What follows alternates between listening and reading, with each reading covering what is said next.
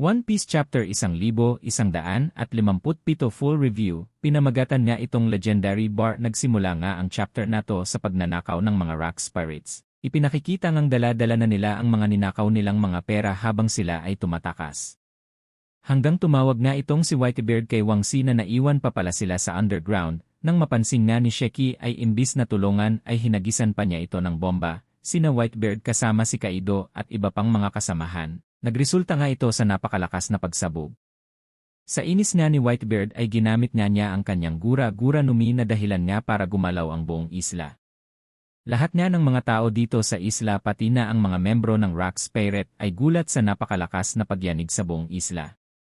Noong nakalabas na nga ang grupo nila Whitebeard ay galit na galit nga itong si Silver Axe na kasama pala nila ito na natrap sa loob ng underground at agad niyang tinanong kung sino nga ba ang naghagis sa kanila ng bomba.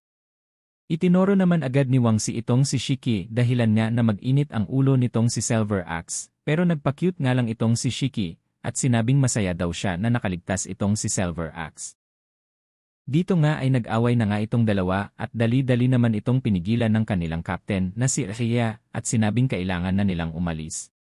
Pero bago pa nga sila makatakas ay may namataan na nga silang mga barko ng mga marines na papunta sa kanila. Imbes nga na matakot at umalis ay tuwang-tuwa pa nga itong si Rocks. At excited pa nga siyang lumaban sa mga marines, dahil nga dito ay nagtataka itong si Whitebeard kung bakit ang bilis umaksyon nitong mga marines. Dahil dito ay nagdududa itong si Whitebeard kung may naglink nga ng impormasyon tungkol sa mga plano nila. Hanggang sa inuutos na nga si Sebex na atakihin na nga ang mga marines at ubusin ang lahat ng barko nila. Dito nga nagsalita ang narrator. 2 years nga daw mula nang nabuo itong Rocks Pirates, ay nakapag-creates na nga sila ng 16 na documented raids, 76 sunken ships, 14 na ports na pinolbos. 5 bayan na binura sa mapa, 3 violation sa Articles 18 of International Law, at 25 criminal records. Even nga nakasabayan nila ang grupo nitong Roger Pirates, ay wala nga raw sinabi pagdating sa kasamaang ginagawa nitong Rocks Pirates. Kaya nga raw mas nire-refer nga itong panahon na to bilang era ni Rocks Itzebek. Sa sunod na panel naman ay pinapakita ang isang isla dito sa New World na may pangalang Inish. Pinapakita nga dito na sinasakop ito ng world government. Kalaunan niya ay nagpakita nga dito si King Harald at balak na niyang pigilan ang world government. At nang marinig nga ito ng isang Cyberpol agent ay pinaalalahan niya nga itong si Herald na currently daw ay nakapila na ang Elbaf para maging kaalyansa ng world government, pero kung makikialam nga itong si Harald sa misyon nila ay baka nga hindi. Na ito itutuloy ng world government ang pakikipag-alyansa sa kanila. Pero imbes na matakot ay mas lalo pang uminit ang ulo nitong si Harald. At doon na ay inatake nitong si Harald ang mga marines. Bali nga ang pagyayaring iyon ay naging headlines sa balita. Pinamumukha nga sa balita na napakasama nitong si Harald dahil nga sa pag-atake niya sa inosinteng bottle ship ng world government. Samantala nga dito sa Elbaf sa bar ni Eda sa Underworld, pinapakita nga na bumisita at nag-uusap nga dito si Rocks kay Harald. Kinukumbensi pa rin nga nitong si Harald na makipag-alya sa kanya, pero tinansyahan pa rin nga ito ni Harald at sinabing maggusto pa rin iya ang side ng world government dahil nga daw ay mas lamang pa rin daw ang kapayapaan dito. Hanggang sa napansin nga nitong si Rocks ang pagpapakalbo nitong si Harald at nagtataka nga siya dito at pinagtatawanan kung bakit. Bali nga ang sagot naman dito ni Harald ay parihas nga daw sila ng reaksyon ni Garp. Sa pagkarinig naman ni Rocks ang pangalan ni Garps ay nagkaideya nga siya na ayaw ni Garp ang world government at mas bagay nga sa kanya ang pagiging pirata. Hanggang natapik na nga nila ang tungkol sa Marines, naniniwala nga si Herald na korap ang world government pero naniniwala naman siya sa hanay ng Marines, since nakikita daw niya na naglilita sila ng mga sibilyan araw-araw. Maaring nga nagamitin ng mga Marines ang mga tauhan ng Elbaf para magligtas ng mga sibilyan kapalit ng pakikipag-alyansa nila sa world government. Paniguradong malaking tulong yon sa hanay ng Marines. Hindi nga ito nagustuhan ni Sebex kaya pinakumbinsi niya ito kay Ida.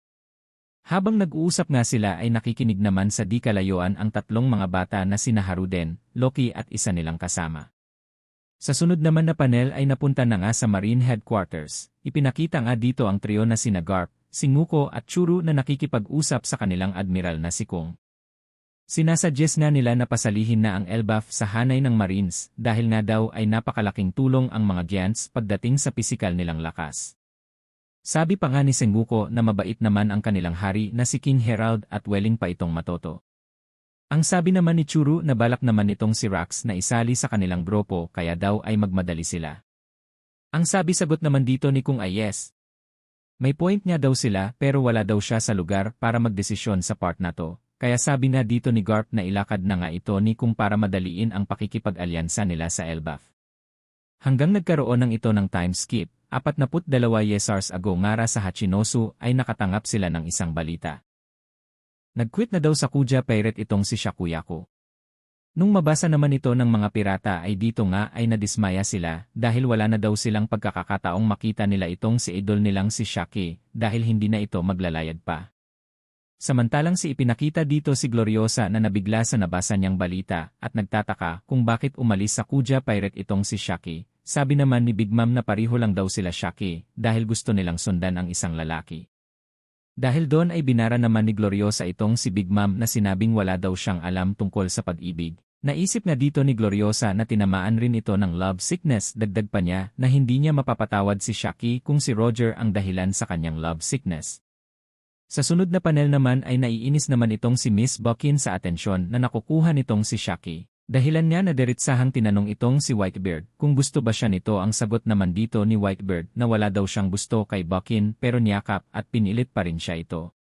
Kalaunan niya ay makikita na bigla na lang dumating ang barko ng Kuja Pirate sa Hachinuso. Base nga dito ay makikita natin na nagpahatid lang itong si Shaki sa Kuja Pirate sa Hachinuso at iniwan na siya dito. Totoo nga ang balita na nag-quit na itong si Shaki sa Kuja Pirate ay balak na niyang manirahan sa isla na to. Bali nga ay inakit niya ang mga pirate sa isla na to at sinabing poprotetahan na daw siya nito dahil nga sa kagandahan ni Shaki ay wala ngang nagawa ang mga pirate dito. Nakarating na ang ingay sa Rax Pirates at bigla nga raw silang nagulat nang makita nilang pag nagtayo nga ng bar sa isla nila at doon nga ay bigla na lang lumabas itong si Shaki na naka-apron at nerebel nga niya na sa kanya ang bar dito at doon nga ay tinanong nga niya ang mga Rax Pirates kung order ba daw ba sila. Parang ang pinana ang mga puso nila at ipinakita nga kung paano sila na in love sa ganda ni Arere at sabi nga ng narrator na kinokonsider nga daw ng Hachinosu na si Shaki ay isang treasure sa Hachinuso Island. Samantala sa huling panel nga ng chapter na to ay napunta sa Marijua at ipinapakita ng dito na nag-uusap ang 5 elders at pinag-uusapan nga nila ang pag-aalyansa ni King Harald sa world government. Pero may kondisyon nga itong mga gurosi na papayagan nilang mag-alyansa sa kanila ang Elbaf kung magagawang papatayin ng Elbaf si Rax, Sebek at dito nga nagtatapos ang chapter 1157. Maraming salamat.